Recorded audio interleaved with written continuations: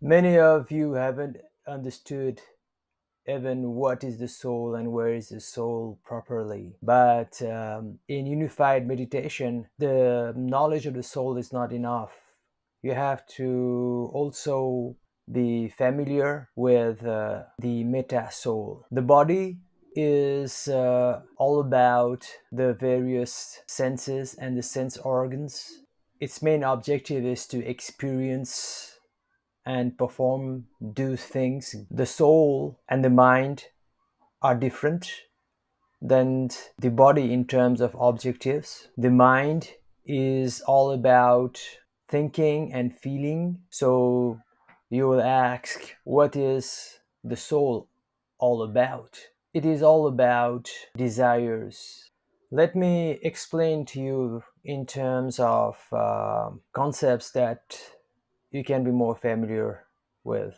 Whenever I am given problems like a client or a patient or a human being, whatever you want to name it, for guidance and counseling, I make a diagnosis on what is the cause of the problem this person is facing, and as a result, other people are affected in a negative way. Eventually, the solution mostly is in the way they behave, that is related to the body, and then it is related to the way they think and the way they feel or are unable to feel and think. And so I help them design the proper behaviors, thoughts, and feelings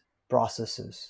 However, the problem sometimes goes deeper. Even after helping them transform their behaviors, thinking, and feeling, they don't have the power to make a change in their lives. That is when I enter the realm of the soul. Then, through multiple option type of questions, I investigate what is the desire or desires that they are driven by. Many times they wouldn't even know themselves. That is why we need to use options. For example, what is more important for you, to be popular or to be a topper in your class? These are fundamentally two different desires. And by listening to the answer that the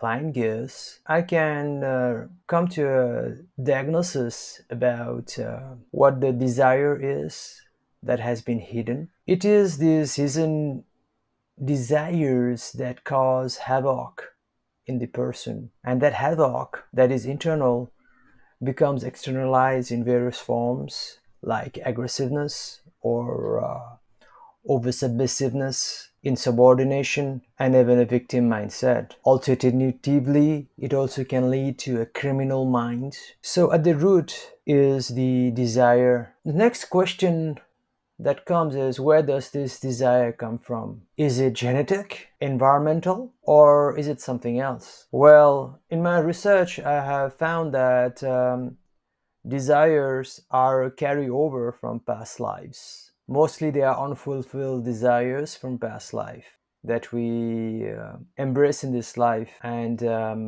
that takes control of our feeling, thinking, and behavior. Another capacity of the soul is willpower.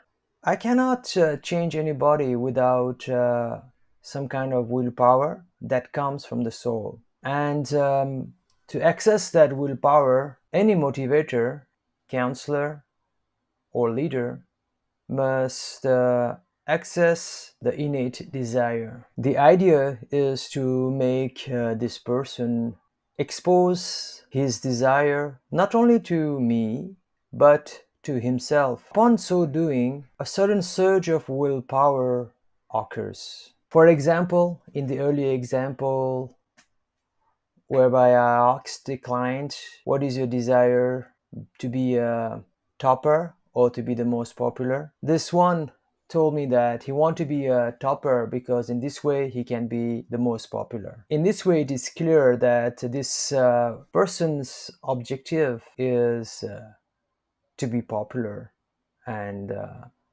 is status oriented rather than curiosity oriented or learning oriented. Upon getting this information about his desire, now it's so easy for him to change because he has the willpower to follow the advices I will give him about how to attain a status level high enough to give him satisfaction among his friends. In this way, he was able to learn about leadership much faster than any executive would, because his soul's objective of being born became apparently so clear, like the sun shine after a dark storm. Now, I have been talking about the soul as a prelude to explain to you the meta soul, which is very complex. But if you cannot understand the meta soul, then you will not be able to progress in a unified meditation. So now let's look at the diagram on your right and below. Again, it represents the meditation block that we used in earlier sections. I have zoomed out the physical world and spiritual world, and then you will see 4 intact meditation blocks which have the body, mind, and soul represented. Each meditation block, as you see, represents a single individual. So what this diagram is telling is that the individual has both got a physical body and a physical world relation, as well as a spiritual body and spiritual world relation. Then you will see that I have divided the spiritual world into 3 segments. The first one is the living souls segment. So this is where the desires and willpower are working. This is the area where my counseling in the earlier example was focused on. Basically, each of the individuals have their own unique soul. So even though I represented only 4 meditation blocks, there would be billions of them in the real world. That is, if we are just counting the living souls, not the souls in transit or who don't have a physical body yet. Up till that segment of the living soul, I think you are very clear. Like, the body's job is to do stuff, and the mind's job is to think and feel. The soul's job is to have desires and provide the willpower. I have used this knowledge to help so many people, thousands of them, to transform their suffering into happiness and success, if not at least just pass states. But now we come to the next segment, which is very hard to understand. I'm sure that with my ample examples just in the above paragraphs and earlier chapters, you are very familiar with the idea of soul.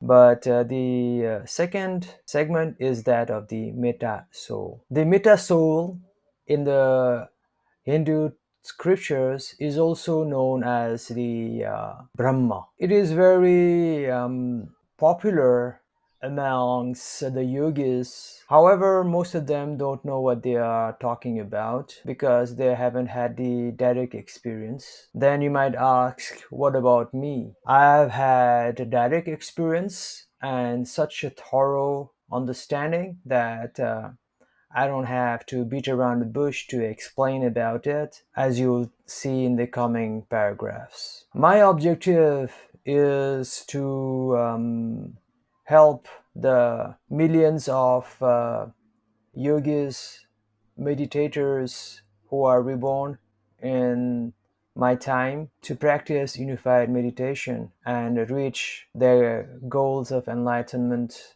that they had since so many lifetimes. And Brahma Gyan, or the knowledge of the Brahma, or in the language of this book, the knowledge of the meta soul, is essential for that. That is attainment of enlightenment. So first, let me explain to you what is the meta soul. As you can see in the diagram, it is the source of all the living souls. I will give you a popular analogy in the scriptures.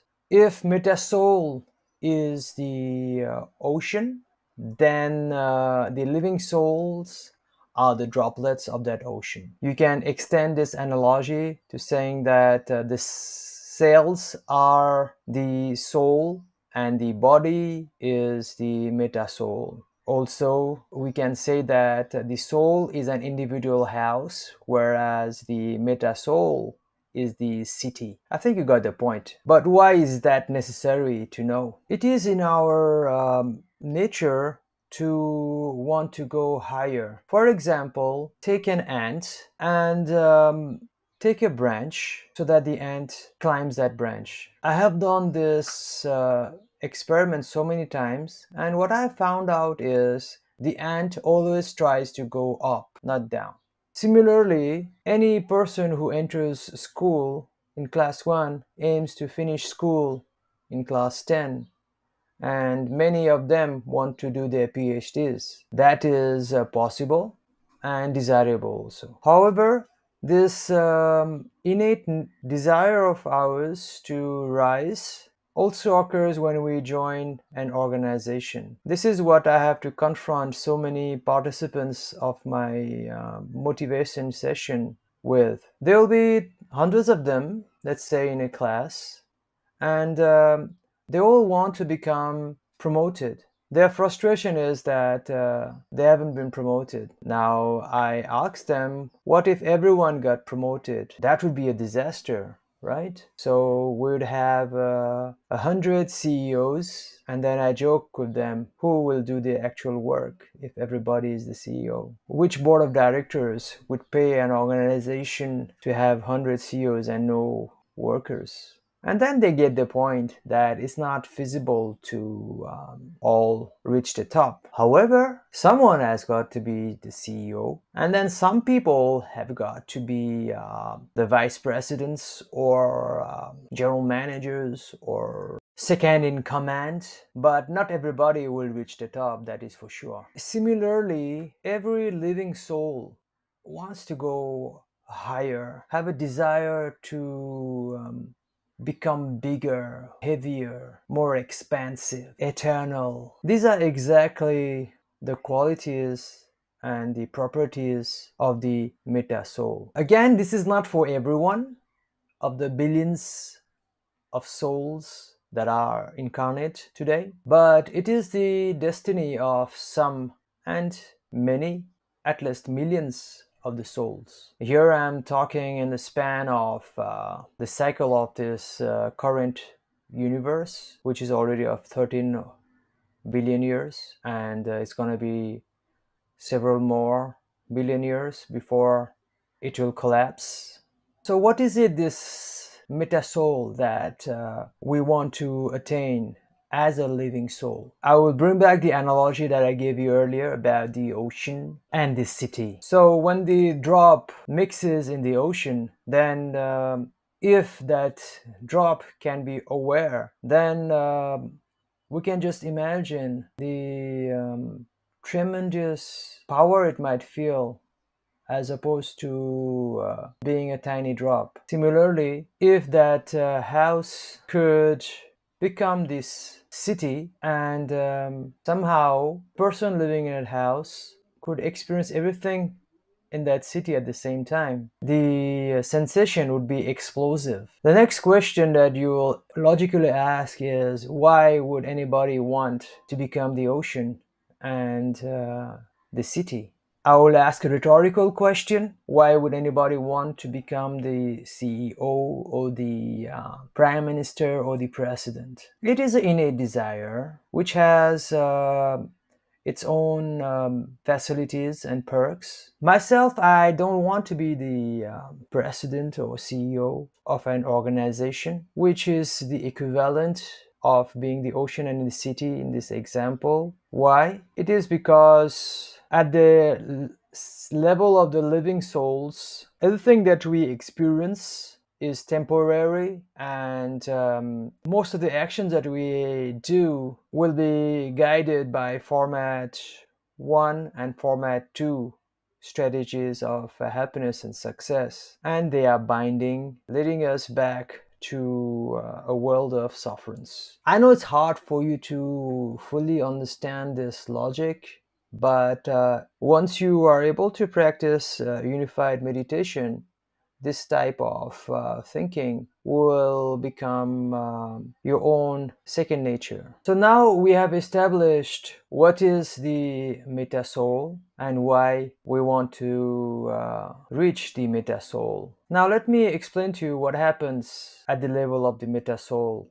If we are the CEO or the president of a company and nation respectively, then we can say that our will is the decree of the country. What we speak are the rules of that organization. We can also say that our eyes are everywhere. This is literally true nowadays because the CC camera is everywhere and whoever has got the authority can access any footage. We can also say that as a CEO or president, our hands and feet are everywhere. If there are protesters, we can send thousands of police and an army to subdue them. Then that army or police is just extension of ours. We can also say that as a CEO and president, we are able to enjoy everything that the people in the organization and nation are enjoying. How so? Well, whereas everybody just enjoys their salaries, the top guys are able to enjoy the fruits of everybody's salary through the company accounting system, or in the case of nation, through taxation. Similarly, the meta soul state is all about experiencing the happiness and also suffering of other living souls. It is also about being able to affect other living souls. What you must understand is after enlightenment, there are two types of souls. Those who have no jobs and just get lost, like the droplet that gets lost in the ocean without any identity and meaning ever again. And then there is the other type of soul that after enlightenment develops certain skills by which he becomes one with the ocean and is able to lead the other droplets. So this is what the meta soul state is all about. It is not for everybody. It is for those of you who want to have a job after being dead and getting nirvana. It's the real carrier. We also call it the Sanatana Dharma, or the eternal carrier. Let me tell you what are the perks and benefits of this carrier in the meta soul, or Brahma. It is summarized as, again, Sat Chit Ananda, meaning that if as a living soul you are able to merge into the meta soul after death, then you will be guaranteed eternal existence and the knowledge of that existence. Number two, you will get absolute knowledge of everything that is, that was, and that will be. It doesn't necessarily have to be in terms of world events or even simple events, because that's the department of the universal karmic system, and there are so many things that has to be adjusted over time. I mean, they might be planned a war right now, but because of some changes in the karmic system and karmic inventory, the war must be postponed. So basically, every prediction doesn't have to materialize, but that's not what we are talking about in terms of absolute knowledge. Here it means of how things work, that is, knowing the inner workings of the universe, yes, like the scientist, and also how to make use of that knowledge. Number three, the meta soul state guarantees that you will find infinite bliss and happiness. This one is unadulterated and pure. You will retain your youth and beauty forever. Happiness will ooze from you like from a fountain which has an infinite reserve of water. So these are great benefits of taking up a job with the meta soul. Another benefit is best explained with this analogy. Imagine you are eating something that you love very much, that is very tasty. But unfortunately, after some time, that sweet thing becomes sour, and that delicious food can't be enjoyed anymore. Moreover, the more you eat it, the more calories it adds to you, and you increase your weight and you become obese. So you cannot enjoy the food that you so much desire. Now, in the meta soul level, what happens is you can enjoy that food not only through your own taste bud, but through the taste buds of thousands of other souls, because they are connected to you and they are paying a tax to you. Moreover, until your desire is fulfilled, you don't have to stop. And the best part is there is no calorie gain, and thus you don't become fat. So you are enjoying the food without its downside. Now you can extrapolate this process to other enjoyable activities of your life, like traveling, sex, talking to friends, love, romance, acquiring knowledge, making stuff, and so on. Every yogi wants to attain that stage, and some have, and they have left that information through various stories, verses in scriptures. However, it's so complicated. Through this book and this particular section, I have laid bare the truth of Brahma and Meta Soul. Now, there is no excuse for you not to try to be free, to be enlightened, and to enter into the Meta Soul and start a career here. One of the most important properties of the Meta Soul and the capacity you will gain when in this position is that you will be everywhere, but still you will not be affected by anything. You will be in everything, but again, you are also in nothing, and nothingness is part of your identity. Every great wealth, fortune, goodness, grandness, beautiful thing in the universe will be experienced as an extension of yourself. Maybe taxation is a negative connotation, but at this current point, I don't have a better word. So since you are part of that universal government, so as to speak, you'll be able to tax everybody's enjoyment and get a share of that bliss that everybody enjoys. For that, you'll have immense capacity to absorb all the enjoyment that is possible through superb soul senses and ESPs. So this is what the Meta Soul is, and you know where it is located. However, it's not an easy task, and it's a very long journey. You will see that below it, there is the segment called the Beyond the Meta Soul. I have attained the Meta Soul, so I can talk so well about it.